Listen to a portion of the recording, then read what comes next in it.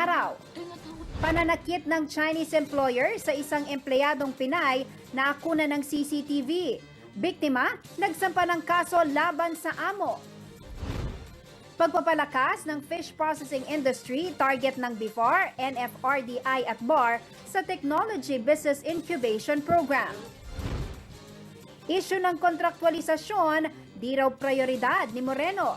Pagbibigay ng agarang trabaho, kanya raw tututukan.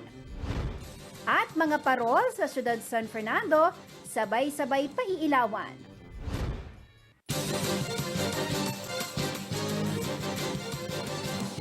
Magandang gabi po mga karehiyon. Ako po si Jennifer Salenga. Oras na para sa mga maiinit na balitang Central Luzon.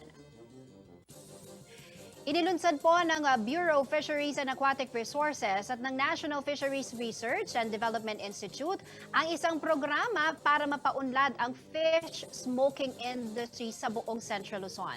Sasailalim din sa business strategy at financial literacy seminar ang mga mangingisda sa Bulacan upang magkaroon ng mas magandang kita lalo na ngayong pandemya.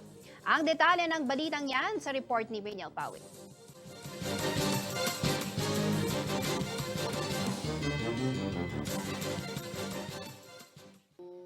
Labis ang pasasalamat ng mga mangingisda sa Paumbong, Bulacan dahil sa Technology Business Incubation o TBI program na inilunsad ng Bureau of Fisheries and Aquatic Resources. Ang naturang programa ay malaking tulong daw para mas mapalaki ang kanilang kita at magkaroon ng oportunidad na makagawa ng iba't ibang processed aquaculture products. Isa sa mga binigyang prioridad ay ang pagpapalakas ng fish smoking industry o pagtitinapa na kilalang produkto ng Paumbong at Hagonoy. Sa ilalim ng naturang programa, gagawing dekalidad ang pasilidad kung saan ginagawa ang pagtitinapa. Makakapag-generate kami ng trabaho sa ibang tao at sama-sasamahan po namin, mapapaunlad namin yung samahan namin, malinis yung paggawaan, maipapakita mo sa mga tao na malinis ang gawaan yun, maganda yung pagkakagawa. Number one po yun, hindi po kailangan po talaga malinis katulad. Hangad umano ng kooperatiba ng mga Bulakenyong mangingisda na maging export quality ang kanilang mga produkto. Hindi lang po siya tinapa, meron din kaming bottled sardines. So yun po, siguro kailangan din namin ng DTI kasi yung labeling, packaging. Ayon sa National Fisheries Research and Development Institute o NFRDI, dadaan sa extensive training ang mga mangingisda kung saan ituturo rin ang business at financial literacy. I-incubate po talaga natin yung mga participants natin hanggang sa sila ay matuto, no? Hindi lamang po sa teknolohiya, maging sa paano magnegosyo at paano na rin maging resourceful sila sa paghanap ng pondo para maging sustainable yung kanilang negosyo at yung kanilang industriya na magagawa. Umaasa naman si BIFAR Central Luzon Director Willie Cruz na lalago ang industriya ng fish processing sa lugar. Magandang oportunidad umano ito upang may mapagkakitaan ng mga mangingisda lalo na ngayong panahon ng krisis bunsod ng COVID-19 pandemic. Siguro sa susunod, hindi lang tinapa dahil we have a lot to offer. Marami tayong mga mga aquaculture products. Dito sa Bulacan ay aside from bangus, may mga sugpo dito. Saka may mga limango din. At yung ating yung gracilaria, ito yung seaweeds na matagtugpuan dito sa Paumbong, Hagonoy, sa Bulacan. Samantala, isinagawa rin ang kahalintulad na TBI program MOA signing sa Obando, Bulacan, Santo Tomas, Pampanga at Orion, Bataan, kung saan patuloy rin ang pagpapaunlad ng fish smoking industry. Ang TBI program ay pinondohan ng Bureau of Agricultural Research. Reniel Pawid, CLTV News. Kabilang na rin sa mga tatanggap ng bakuna kontra COVID-19 sa lungsod ng Angeles ang mga 12 hanggang 17 taong gulang na individual. Magsisimula po ang pagbabakuna sa darating na November 5. Ayon kay Mayor Carmelo Pogi Lasatin Jr., target nilang mabigyan ng first dose ang lahat ng nabibilang sa naturang age bracket sa loob lamang ng 10 araw. Ang detalye ng balita niyan sa report na ito.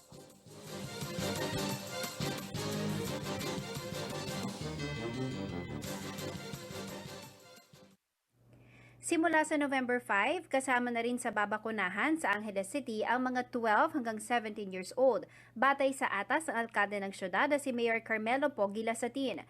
Isasagawa ang pagbabakuna sa pamamagitan ng sundo bakuna sa barangay ng city government. Dagdag pa ni Lasatin na target tapusin ang vaccination sa mga menor de edad mula sa 33 barangay sa loob ng 10 araw. Ipinaliwanag din ng alkalde na magkakaroon ng schedule bawat barangay para sa pagbabakuna. Sinabi naman ni IC Calagwas, ang Chief Advisor at Chief Implementer ng vaccination program ng syudad, oras na mailatag at matapos ang guidelines at scheduling, iaanunsyo ito sa Facebook page ng City Information Office. Sa mga minor na tatanggap ng bakuna, dapat daw kasama ang kanilang magulang o legal guardian. Kung kabilang naman sa comorbidity group o may kasalukuyang health conditions, dapat may medical clearance mula sa doktor. Samantala sa Sundo Bakuna Program, libreng service ang handog ng city government at idinadala mga Angelenyo sa 2 mega vaccination sites. Ito ang City College of Angeles at Angeles City National High School. 6 na bus at 10 jeep ang ginagamit para rito. Samantala, as of October 28, 247,932 na ang nakatanggap ng first dose ng COVID-19 vaccine sa syudad, habang 170,861 naman ay fully vaccinated na. Jennifer Salenga, CLTV News. Sa pagbabalik ng CLTV News. Pananakit ng Chinese employer sa isang empleyadong Pinay na kuna ng CCTV. Biktima, nagsampa ng kaso laban sa amo.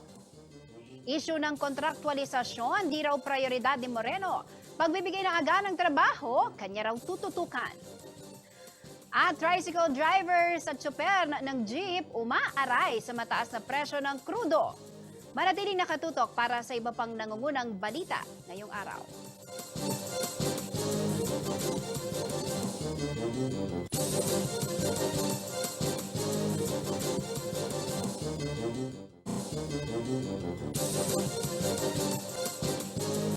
Nagbabalik po ang CLTV News at sa iba pang mga nangungunang balita.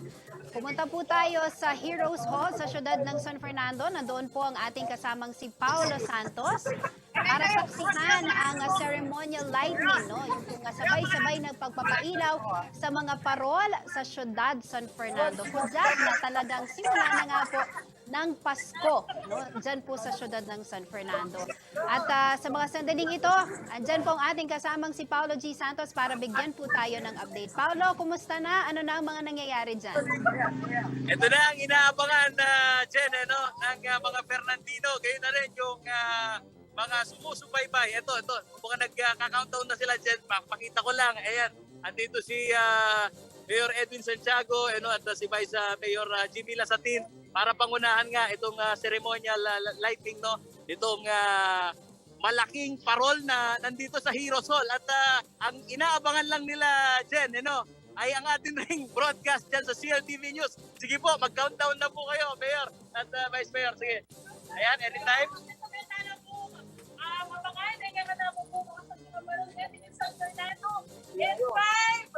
Hawak na po. Hawak na po, Mayor. 3, 2, and 1!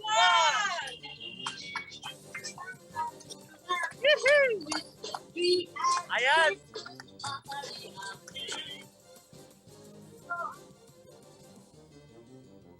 Home of the Giant Lanterns.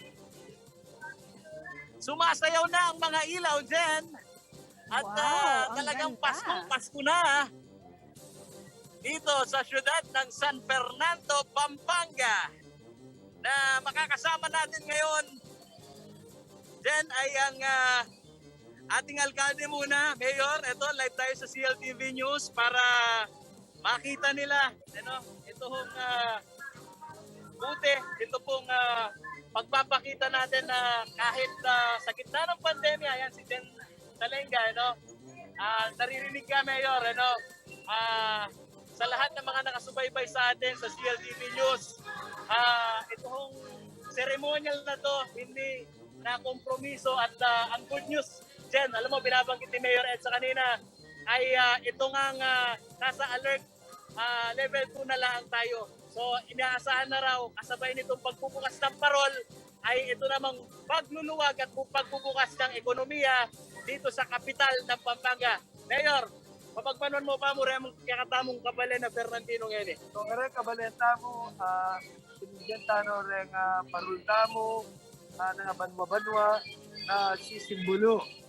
Kaya kultura tamo, yung tradisyon tamo, at pagkakilala na kaya katamo bilang Fernandino Kapampangan at Pilipino. At kita mo, mauli na rin kaya katamo parol at yung pandemya o la pandemya. Akit mo, yung pami sa asangletong da, rin Pilipino, niya pinasabi mo natin, titak-titak, bubuklang tane, yung ekonomiya tamo, uling. Kaya betala rin Fernandino, nalebanan tayo ng COVID, pero tuloy-tuloy pa mo rin yung laban tamo. Bangkanita, tumibuklat siya yung kalakalan tamo, de Fernandino, bilang matapumpe. Sabi, ganyan Pasko, burita mo, Paskong masaya. Sabi nitang, kita mo alert level tuta mo, yung pabaskuta mo. Kare Fernandino, nasisimbolo. Ayan, kasati kay Parol. Diyan, daramdaman na ka, Mayor. Patati kang buring iwat lang kaya. Yes, magandang gabi po sa inyo, Mayor. Naka-live po tayo ngayon sa CLTV News at kitang-kita po namin na napakaganda ng mga pailaw diyan po sa harap po yan ng Heroes Hall. At Mayor, ito pong ceremonial lighting na ito tulad po ng nabanggit nyo. Yearly naman po natin itong ginagawa. Pero ngayong taon na ito mukhang mas meaningful, mukhang mas significant po dahil po sa tayo ay nasa panahon pa rin ng pandemya at malaking bagay po, Mayor. Ito pong mga pailaw na ito sa Ciudad San Fernando para kahit papaano makatulong po sa ating mga kababayan. Maibsan yung pong lungkot na nararamdaman. Nabanggit nyo rin po, Mayor, na nasa alert level 2 ang Ciudad San Fernando. Ibig sabihin po ba nito magiging masaya ang pagsalubong ng Kapaskuhan dito po sa Ciudad San Fernando? Jen, alam mo naman, ang pandemya ito ay hindi pa natatapos. Nasa kaganahan tayo. Pero sa pagkung ito, ang ibig sabihin ay kontrolado at namamanage pa ng healthcare system natin sa pamamagitan ng ating mga medical worker, frontliner at kababayan natin na ang Paskong ito ay magiging masaya dahil nakikita natin ang pagkakaisa ng mga Fernandino at katulong natin ng mga Kapampangan, of course, bilang Pilipino. Pero Mayor, tama po ba, hindi lamang dyan sa harap ng Heroes Hall, mayroon pong mga pailaw, I believe, sa buong San Fernando po, may mga pailaw din po kayong inilagay para maging masaya, yung ating mga Jen, ganito, ang main dito sa San thoroughfare, Fernando. ang bilang pintuan ng Ciudad San Fernando, so makikita natin sa buong mundo na pinapakita natin ang mga naggagandaang parol na parol San Fernando at lahat ng papasok, including yung mga simbahan at ang mga barangay. Kaya nagkaisa ang buong Ciudad San Fernando na ang pagkikilala sa atin ay ang Ciudad San Fernando ay lugar ng mga magaganda at gayganting parol. Yun ang pinapakilala natin sa buong mundo. Kaya cultural, tradition at industriya na sinasabi ko nga, sa gitna ng pandemya, bumaba lahat ang kalakalan, industriya, pero umangat ang industriya natin sa parol. Kaya ang Ciudad San Fernando ay masaya yung Pasko natin kahit na nasa gitna tayo ng pandemya at ang mga Fernandino sa pamamagitan ng parol ay hindi tayo nawawala ng pag-asa. Gusto natin na pagsulong ng ekonomiya para sa sakyan na inaandar natin ang Ciudad San Fernando. Na tuloy-tuloy. Maraming salamat sa iyo, Mayor. Then, pansin natin Thank you very much po, Mayor. Oo. Mayor, salamat po. itong pagpapailaw dito sa Higanting Parol ngayon, Jen, ang bida nga, pati ng konseho nitong Ciudad San Fernando ay ang pag-aaral daw nila na buksan na rin itong ilang o magpaluwag sa ilang negosyante dahil alam mo naman pagka Christmas season na Jen, ito na rin yung panahon para upasyalan itong ating pong Christmas capital dito sa ating bansa, ang Ciudad San Fernando. Ayan, naglalaro na itong parol Jen at talagang Paskong-Pasko na dito sa paligid ng Hirosol. Jen, sige, go ahead. Oo, Paolo, nabanggit mo nga na atraksyon yan sa Ciudad San Fernando at hindi lamang mga Fernandinos ang makakakita niyan dahil nga marami ang sa ating mga kababayan ang dumadaan sa Ciudad San Fernando. May paalala ba ang LGU doon sa mga papasyal naman para may mga sigurado, Paolo, na bababa dyan para magpa-picture, para ma-capture yung ganda ng mga pailaw dyan sa Ciudad San Fernando. Particularly, ang laki ng parol dyan sa harap ng Heroes Hall. Totoo ka dyan, Jen. Isa rin sa abiso nila, ang pandemya ay hindi nawawala at yung minimum public safety standard ay kailangan pa rin nating hindi makalimutan yan.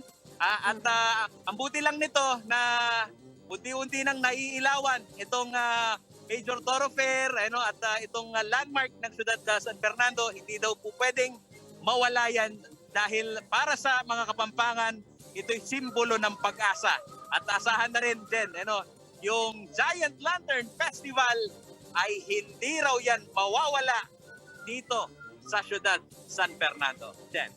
Yan, isa pa sa inaabangan, yung GLF, tuloy na tuloy po yan.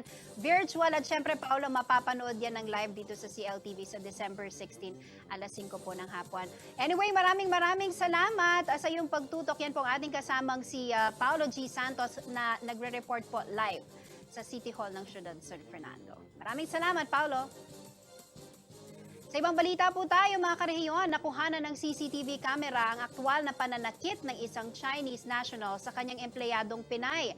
Dahil sa kanyang sinapit, nagsampa po ng kaso ang biktima laban sa kanyang amo. Tumanggi namang magpa-interview sa ating news team ang kampo ng akusado at sinabing ang abogado na lamang nila ang maglalabas ng pahayag.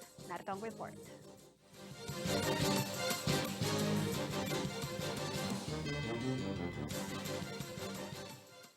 Nagsampa ng kaso laban sa kanyang Chinese national na amo ang empleyadong si Mary Chris Icasas. Kwento ng biktima, pinagbuhatan umano siya ng kamay nang inireklamong dayuhan na nakuhanan pa mismo ng CCTV camera. Bago pa ang mismong pananakit, makikitang mataas na ang emosyon ng amo at nagawa pang sipain ang isang silya. Dahil dito nakarinig daw ng malakas na kabog si Icasas, dahilan para kanyang silipin ang kuha ng CCTV camera. Pero laking gulat na lamang niya dahil nang mahuli siyang inuusisa ito. Siya ang napagbuhatan ng kamay ng dayuhang kinilalang si Steve Howe. At nakita niyo po ako na nare-review ko ito. Dahil sa pag-review ko pong ito, nagalit po siya at doon na po nagsimula na hinampas niya po ako ng wooden board.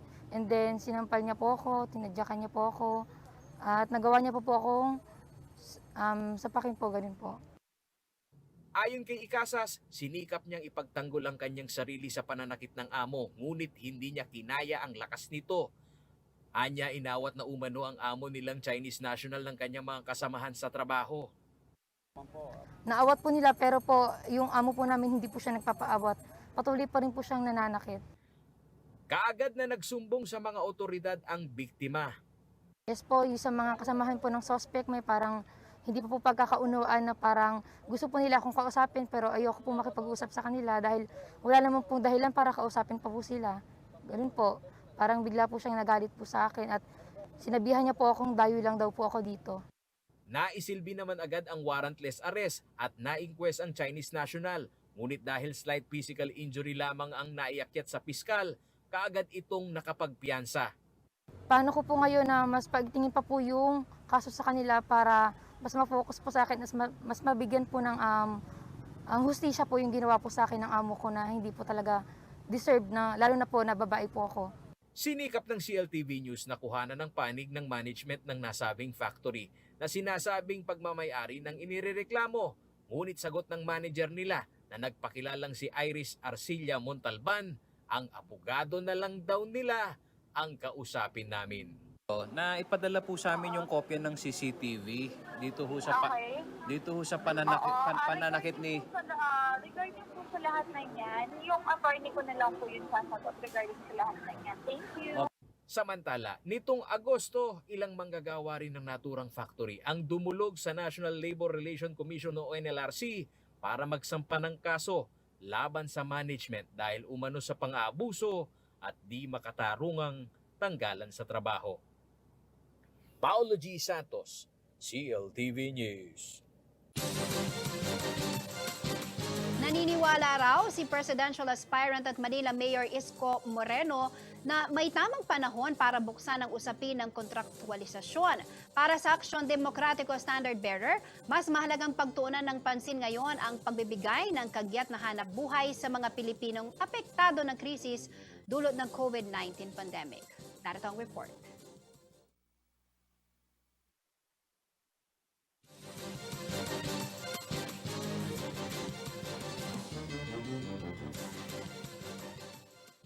Hindi nahinto ang trabaho ni Raymond Tipon kahit na apektado ng krisis dala ng pandemya ang basket exporting company na pinagtatrabahuhan nito sa siyudad ng San Fernando, Pampanga.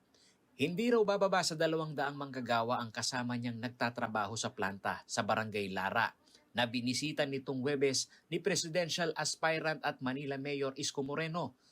Sa nalalapit na eleksyon, isa lang daw ang hiling ni Tipon mula sa kagaya ni Yorme na nag-aambisyon na maupo sa palasyo. Meron po silang malasakit sa manggagawa. Pagdating sa kalagayan ng mga manggagawa, madalas una sa usapin ang isyu ng kontraktualisasyon. Katunayan, mismong si Presidente Rodrigo Duterte nangako noong siya ay nangangampanya pa lamang na kanyang bubuwagin ang sistemang ito upang maging regular lahat ng mga obrero. Pero matapos maghain ng batas ang Kongreso at Senado, nawakasan ng endo, vinito ito ng Pangulo dahil mawawalan daw ng balance sa mga industriya at mailalagay ang mga negosyante at kapitalista sa alanganing sitwasyon. Pero kung si Manila Mayor Isko Moreno Dugoso raw ang tatanungin tungkol sa endo, tsaka na muna raw problemahin ito. Ang mahalaga raw ang makapagbigay ng agarang trabaho sa mga Pilipino, lalo't nahaharap ang lahat sa krisis. Ako, that's the least of my problem. What I want is for you to have jobs. Jobs. Temporary, immediate, basta maghanap buhay ka muna. Pag umuunlad na tayo, balikan natin yung issue na yun. For now, we must find a way how to stimulate as government, to stimulate businesses so that they can sustain jobs. Sa pananaw ni Moreno, mas mabuti na raw na tanging ang malapit sa katotohanan lamang ang kanyang sabihin sa kampanya kaysa magbigay ng mga pangako na mapapakulang. Paulo G. Santos, CLTV News. Malaking pasakit daw para sa mga tsuper ang sunod-sunod na oil price hike sa nakalipas na mga linggo. Hirap na raw sa pagkuha ng pasahero dahil sa pandemya, patuloy pa ang dagdag singil sa presyo ng mga produktong petrolyo. Panawagan po na ilang driver magkaroon ng umento sa pasahe habang ang ilang mambabatas may mungkahiring batas na dapat daw ipatupad sa lalong madaling panahon. Ang detalye ng balitang yan sa report ni Rainiel Pawid.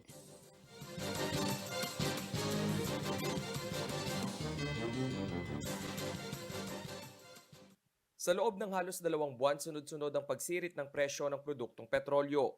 Nito lamang ikalawang linggo ng Oktubre ay nagpatupad ng dagdag na 1 peso at 50 centavos sa kada litro ng diesel, 1 peso at 45 centavos sa kerosene, at piso at 30 sentimo sa gasolina ang ilang kumpanya ng langis.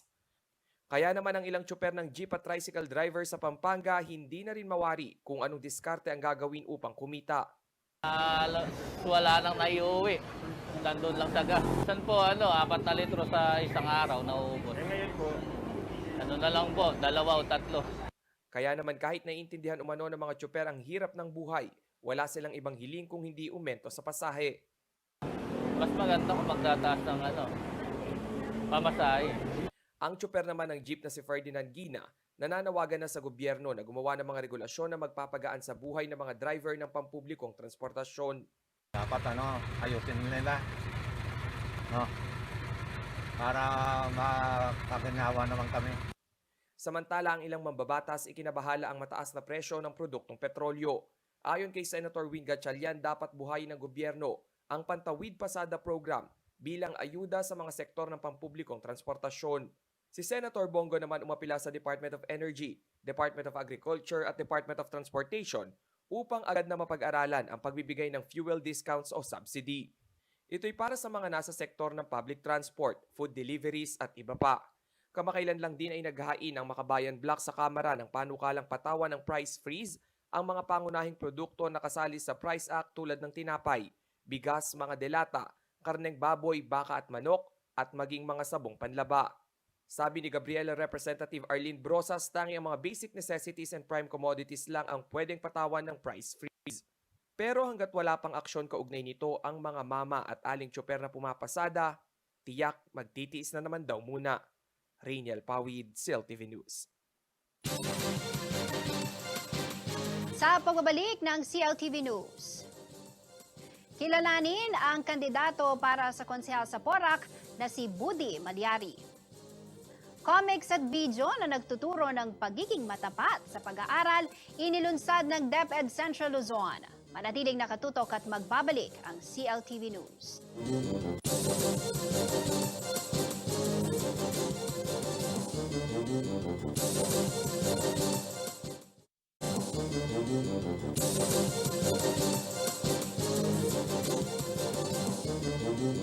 Nagbabalik ang CLTV News at sa iba pa mga nangungunang balita, nakilala siya bilang premyadong fashion designer dito po sa lalawigan ng Pampanga, pero sa darating na 2022, papasukin na rin ni Buddy Malyari ang politika matapos siyang mag-file ng kandidatura para sa pagkakonsehal sa munisipalidad ng Porac, Pampanga. Nais daw maging kinatawan ng LGBTQIA+ community. Ano nga ba ang katangian ni Buddy Malyari at ano ang kanyang mga plataforma kung papalaring maluklok bilang konsehal? Magandang gabi po sa inyo, Sir Buddy Malyari. Welcome po sa topic. Kumusta po kayo? CLTV News, kumusta po kayo? Hi ma'am, good evening po. Unang-unang lahat. Good evening Pampanga, good evening CLTV 36, good evening po sa inyong lahat. At good evening sa Porac. Nabanggit ko yung topic kasi na-invite ko po sa programang topic si Sir Buddy Malyari. Pero nung panahon na yon, Sir Buddy, yung iyong mga likha ang pinag-uusapan natin. But this time, papasukin mo na ang mundo ng politika. Bakit mo naisipang tumakbo, Sir Buddy?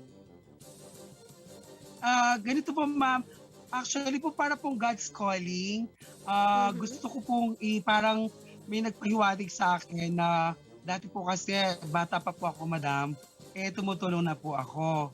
Ngayon, parang paggising ko lang po na parang una po nag-greet lang po ako sa mga kabayan ko. And then, siguro po, tapos sumingi po ako ng sign.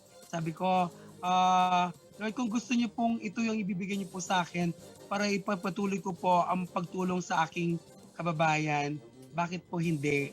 Wala naman po ako karapatan umindi kung kagustuhan niyo naman po. Sabi ko pong ganun, madam. Ang alam ko po, bukod sa pagiging premyadong fashion designer, kayo po ay advocate din ng karapatan ng mga LGBT community. Isa po ba ito sa nagtulak din sa inyo para pasukin po ang politika at maging boses ng LGBTQ community dyan po sa bayan ng Porac? Apo. Opo. Ano po ang plano ninyo, Sir Buddy, kung kayo po palaring makapasok bilang konsehal ng bayan Para ng mahinayos. Porac? Unang-una po kaya po humabol po ako unang-una para sa mga Earth Angels LGBT po ito. Hindi lang po sa mga ka-LGBT ko po, bagkus sa mga po maliliit na businessman. Alam niyo naman po, recently, tinamaan po tayo, hindi lang po siguro ako, kundi yung mga ibang kamukha ko po nagbi-business. Honestly po, natamaan po tayo lalo na sa field ng industry po ng event. So gusto ko po sanang kaya po ako mabol para po yung mga kasamahan ko po na mabigyan po kami ng kahit paano ng mga skills kung paano po magkaroon po ng panibagong business po aside po sa mga ibang fashion industry po. Opo. Sir Budi, maliban po doon, ano po ba yung plataforma na ilalatag po ninyo? Ayan, kung nakikinig po yung ating mga kababayan sa PORAC, ano po ang plano ho ninyo? Kung kayo po ay palaring maging konsehal ng bayan, ano po ang plataforma po ninyo?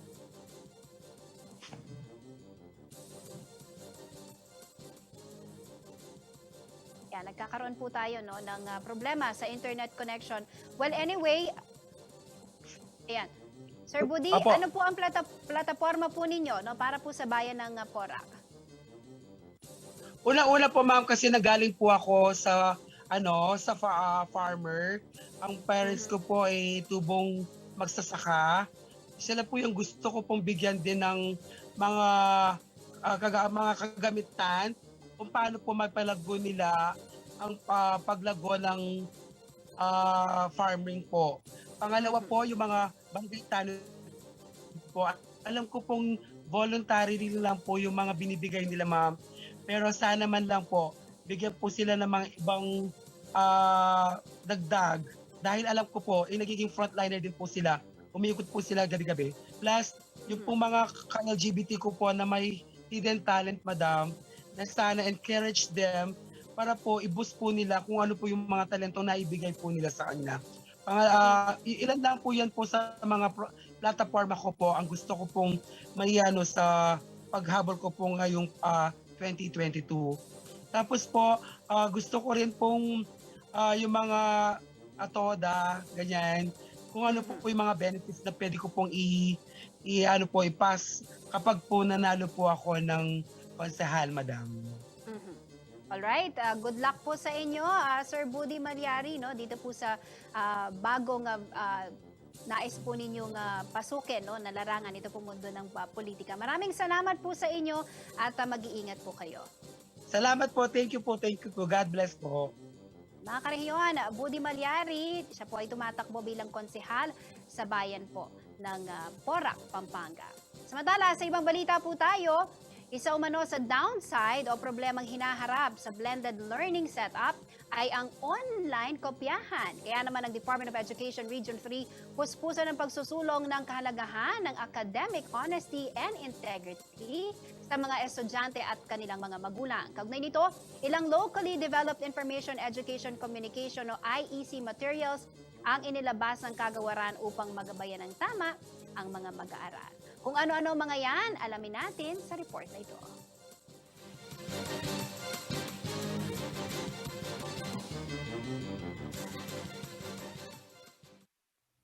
Bilang bahagi ng layunin na panindigan ng academic integrity sa mga mag-aaral, opisyal ng inilunsad ng Department of Education Region 3 ang Locally Developed Information Education Communication o IEC materials na ipamamahagi at gagamitin sa rehiyon.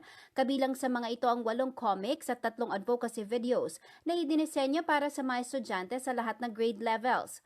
Ang comics na may titulong Kring, ang kwento ni Ian at Droid ay isa sa 8 ipamamahagi sa mga mag-aaral. Isinulat ito ni Mark Joel Reyes mula sa School Division Office ng Zambales. Tungkol ito sa smartphone na ang pangalan ay Droid at batang lalaki na si Ian na naging abusado sa paggamit ng internet platforms at na-addict sa paglalaro ng mobile games. Kinalauna nasira si Droid at doon niya napagtanto ang kanyang pagkakamali at nangako sa sarili na sasagutin ang kanyang modules gamit ang kanyang kaalaman at hindi lang aasa sa internet. Ang 7 comics pa na may titulong Hindi Okay ang Online Kopyahan, awit ni Tap-Tap, sina Matt, Tap at Pat, mga super estudyanteng matapat.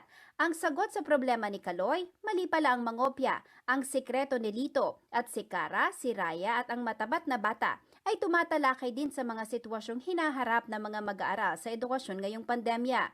Kabilang dito hindi pagiging tapat sa pagsagot at pangungopya na hindi dapat tularan. Sa bawat kwento, may aral na mapupulot ang mga mag-aaral. Samantala, ang 3 advocacy videos naman ay produce ng San Fernando Elementary School Special TV Production Team. Tinalakay naman dito ang mga senaryo na nagpapakita sa isang estudyante na nagdesisyong maging tapat sa pagsagot ng kanyang modules, isang magulang na piniging huwag tangkilikin ng pangongopya at isang guro na nagpapaliwanag sa isang magulang kung paano i-compute ang grade sa ilalim ng distance learning modality. Maaring mabasa at ma-download ang mga IEC materials na ito sa official website ng DepEd Regional Office. Jennifer Salenga, CLTV News. Sa pagbabalik ng CLTV News, isang teenager kabilang sa mga gumagawa ng higanteng parol. Kulturang Kapampangan dapat daw ipagpatuloy. Manatiling nakatutok at magbabalik ang CLTV News.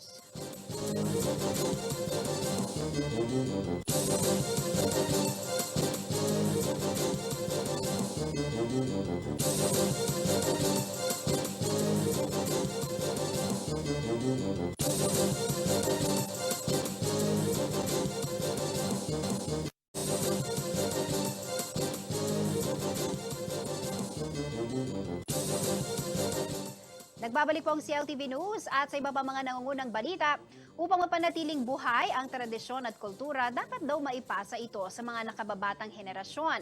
Kaya naman dito po sa Pampanga, isang teenager ang nasa likod ng higanteng parol ng Barangay San Juan sa siyudad San Fernando. Ang kanyang role, taga-disenyo at tagagawa ng rotor. Isang malagang bahagi po ng Giant Lantern para makapagbigay kulay at saya. Kilalanin po natin siya sa report na ito.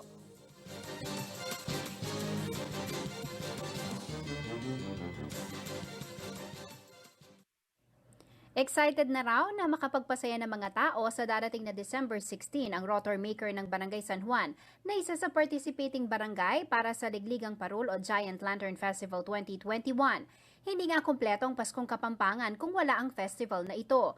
At para ito'y maging posible, mahalaga ang team na bumubuo sa mga higanteng parol. At ang nakatutuwa, maging mga kabataan aktibo upang panatilihing buhay ang tradisyon kung saan nakilala ang siyudad San Fernando sa buong mundo. Isa na riyan ang rotor maker ng Barangay San Juan na si John Luigi Flores, na 19 na taong gulang lamang. Nabibilang si John Luigi sa pamilya Flores na kilala sa syudad sa paggawa ng mga higanteng parol. Kwento niya, 10 taong gulang pa lamang pinapanood at nagpapaturo na siya sa kanyang mga tito at pinsan na eksperto sa paggawa ng giant lantern. Hindi raw madali ang proseso at lahat inaral niya. Literal na mahirap, pero dahil sa kagustuhang matuto, siya na ngayon ang rotor maker ng kanilang parol. Sa una po, ginawa ko, naglilinis po muna po ako ng mga parol, nagkakabit po ng plexi, nagpuputol po ng mga cable. Yung po mga simpleng trabaho ng paggawa ng parol. Hanggang tumatanda po ako, tinuturuan po ako ng step by step, yung pahirap po ng pahirap. Hanggang ngayon, yung pag-electrical na po ng parol, pagguhit po ng sa rotor po. Gumugugol na mahigit 2 buwan bago mabuo ang parol mula sa disenyo, pagpintura ng bumbilya, paglalatag ng mga kable ng kuryente at marami pang iba. Pero ang pinakakomplikado, ang paggawa ng rotor. Ito ang malaking bilog na nakikitang nakasakay sa mga malalaking truck. Dito nakakonekta ang mga kuryente at iniikot upang mapasayaw at mapailaw ang higanting parol. Kwento ni Flores, 2 taon daw niya itong inaral. Sa katunayan, ang pagdisenyo ng rotor na rin daw ang kanyang ginawang libangan. Dahil nga po hindi naman po basta-bastang by number din po siya. Kasi pag-aaralan niyo po talaga kung ano yung number ng mga sa parol po. Yung role po ng rotor maker, kung ano po yung napapanood niyo sa TV, yung kung ano pong pag-iba-ibang kulay ng lantern po, yung ibang laro-laro niya po, kami po yung gumagawa doon. Kami po yung nagkakabit ng mga play po sa rotor po. Kailangan lang po ng sanayan sa paggawa ng parol. Abala na raw ang team ni Flores sa pagbuo ng kanilang higanting parol. Mas pinaganda rin daw nila ito ngayong taon. Parehong paghahanda rin ang kanilang ibinubuhos kahit exhibition lang at hindi kompetisyon ng GLF 2021. Po hindi po namin iniba kung paano po yung paghahanda namin sa mismong laban, yung competition po, kahit exhibition lang po, ganun pa rin po yung paghahanda namin. Para pag mismong ligligan po, makita po ng mga tao na masaya po sila kasi ngayon pong panahon na yun, may pinagdadaanan po tayong pandemya para makabawas po sa kanila yung lungkot na pagdadaanan po natin ngayon para makapagpasaya po sa kanila. Nasungkit ng Barangay San Juan ang favorite lantern itong nakaraang taon. Bukod sa Barangay San Juan, kasali din sa Ligligang Parol ngayong taon ang Barangay Santo Niño, San Nicolas, Santa Lucia, Bulaon, Telabastagan at Barangay Kalulot. Sa December 16 ng Virtual GLF 2021 na mapapanood ng live sa CLTV ng alas 5 ng hapon. Jennifer Salenga, CLTV News. Alamin naman po natin ang magiging lagay ng panahon bukas mula kay Ginoong Manny Esguerra, Chief Weather Forecaster ng Pag-asa Clark.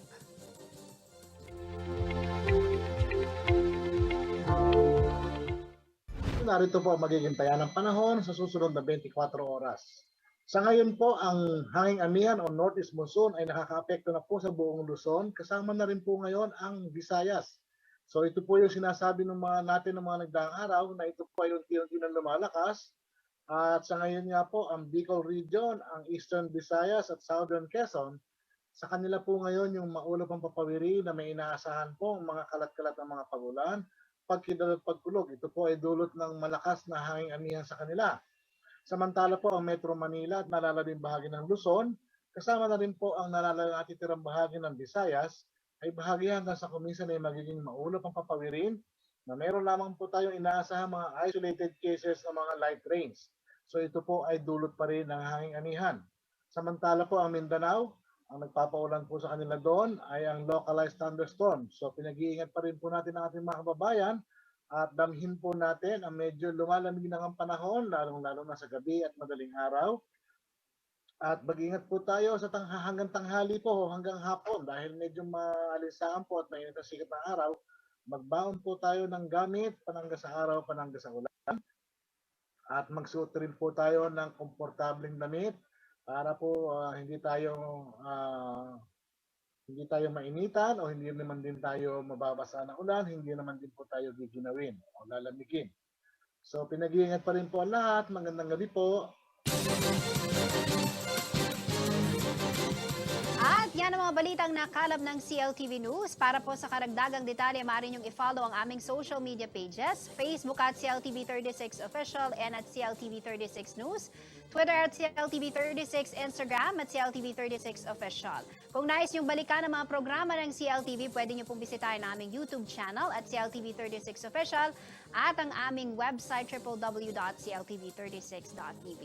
Mapapanood din po ang mga programa ng CLTV nationwide via Signal Channel 115 at sa ating 39 cable partners.